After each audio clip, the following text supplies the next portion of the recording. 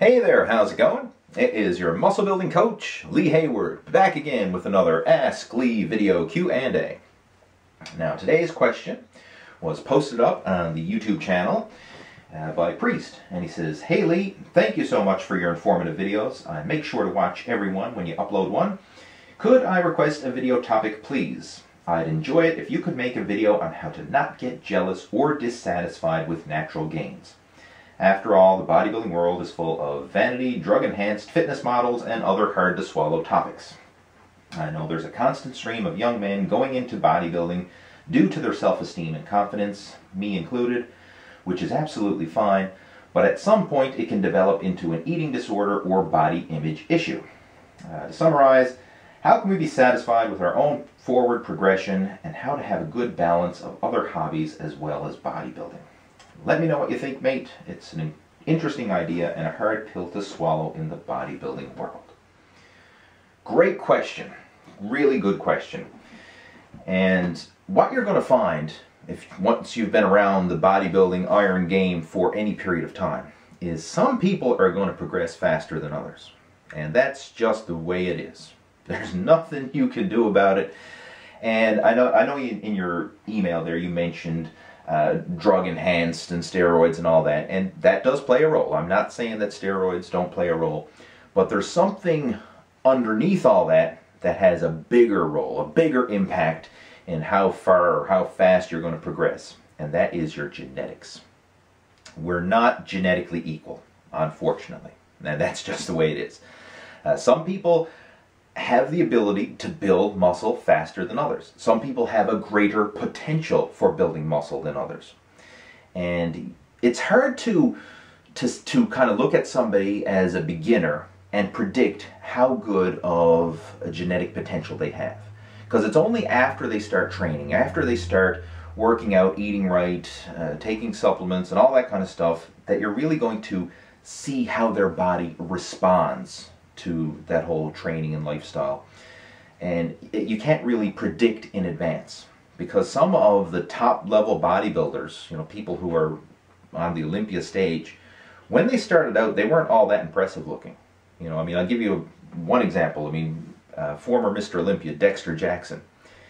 He looks phenomenal. Even now in his 40s, he still looks phenomenal, and he can still hold his own with the best in the world in bodybuilding. But when he started out, he was a skinny teenager.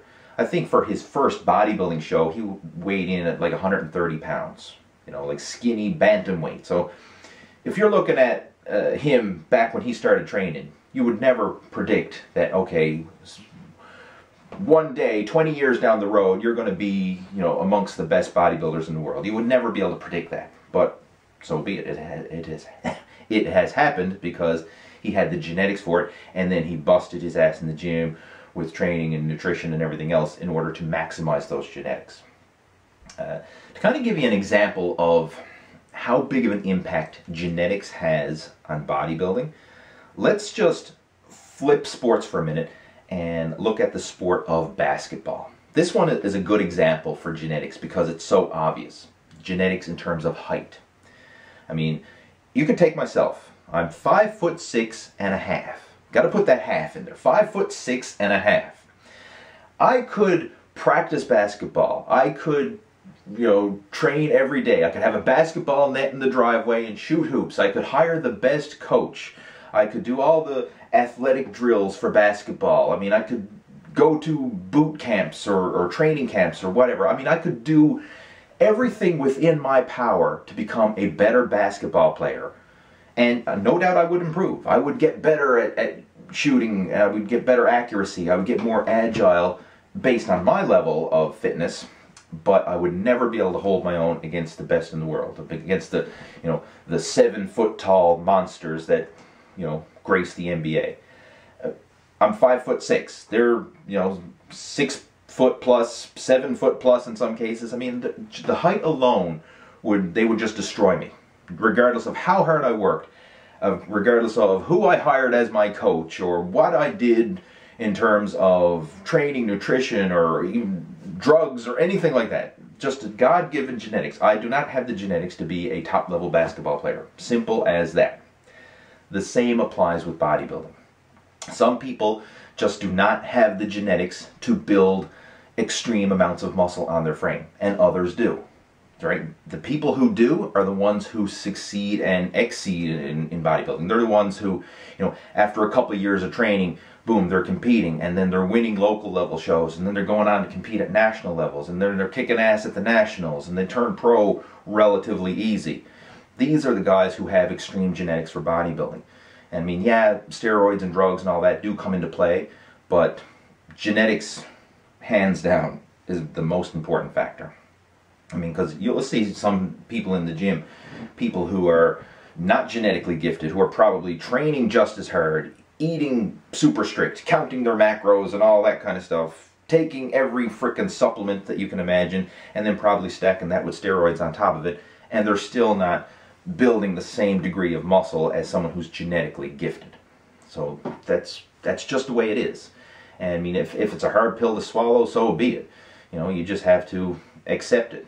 We can't change it. That's just the way it is. To help put it in perspective for you, though, realize that regardless of what level you're at, regardless if you consider yourself genetically gifted or not, there's always going to be people who are better than you, and there's always going to be people who are not as good as you. So even though you may be jealous of someone who's more genetically gifted, realize in the greater scheme of things, there's somebody who's not even as good as you, who's looking at you and is probably jealous of where you're at. I mean, let's put it in perspective. Let's say you're at the gym, you're training legs. Hopefully you're training legs. And you're squatting 225 on the bar, right? You got 225 and you're grinding it out and you do a set. And, okay, at the time you feel good about yourself. Yeah, that was a good set. And then you look down the gym and you see somebody else at the squat rack and he's got 315 on the bar and squatting it out, repping it out, nothing to it. You're looking at yourself and you're measly little 225 and you're looking down at him with his 315 and you're pissed off. You're jealous, right? You look, he's stronger than me, he's bigger than me, I mean, what am I doing wrong? And you're getting upset with yourself. In the meantime, there's probably somebody else rolling down the street in a wheelchair. Can't even stand up on his own two legs. And then if he's seen you squatting 225, he would be like, holy crap, what I would love to be able to not only walk, but to be able to do that. So I mean, you have somebody else who is looking at you with jealous and envy, the fact that you have a decent level of development. Just the same as, you're looking at somebody else who has an exceptional level of development with jealous and envy. Right? There's always going to be people better, and there's always going to be people who are worse. What you have to do is kind of ignore it. Just accept it. That's the way life is. We're not equals, right? We're not all dealt an equal set of equal hand of cards. Some people have better genetics for bodybuilding. Some people have terrible genetics for bodybuilding, and most of us are somewhere in the middle. We're okay. We can go in, we can work out, we can build muscle, but we're probably never ever going to be a pro. That's just the way it is. So learn to accept it. Do the best you can with what you have and enjoy the journey. Hopefully this helps answer your question. And if you have any other comments, suggestions, or feedback, or you want to kind of continue this discussion, feel free to post those comments down below and I'll chat with you down there. Take care. Over and out.